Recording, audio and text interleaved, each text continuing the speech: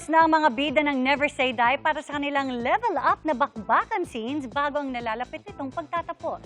At abala rin si Jillian Ward para sa kanyang upcoming solo concert.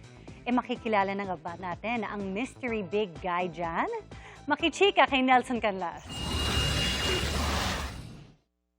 Hindi kita iiwan. Tandaan mo yan.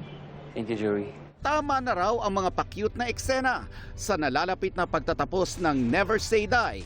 Gearing up na ang lahat para sa mas mga nakakagulat na action scenes kung saan ipapakita ng bawat karakter ang kanilang galing pagdating sa bakbakan.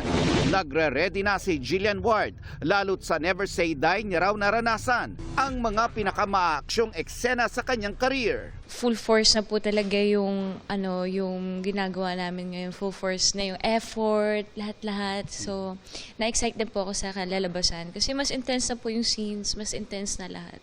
Ikinatuwa naman ng star of the new gen ang mga komento at post ng mga fans sa posibilidad na mabuhay ang karakter niyang si Doc Annalyn sa abot kamay na pangarap at mag-crossover sa inaabangang kapusong medical drama series na Code Grey starring Alden Richards.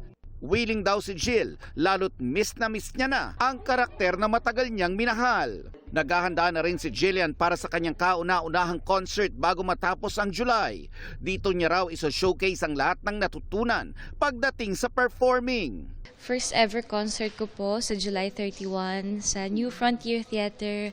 I'm very excited kasi passion ko din po talaga yung pagpe-perform. Siyempre po may kaba, lalo na po talagang parang this time, magiging seryoso na po talaga yung mga performances ko. Kasi kung dati po parang, well, syempre, katuwaan lang. Kikilala na ba namin si Big Guy sa concert?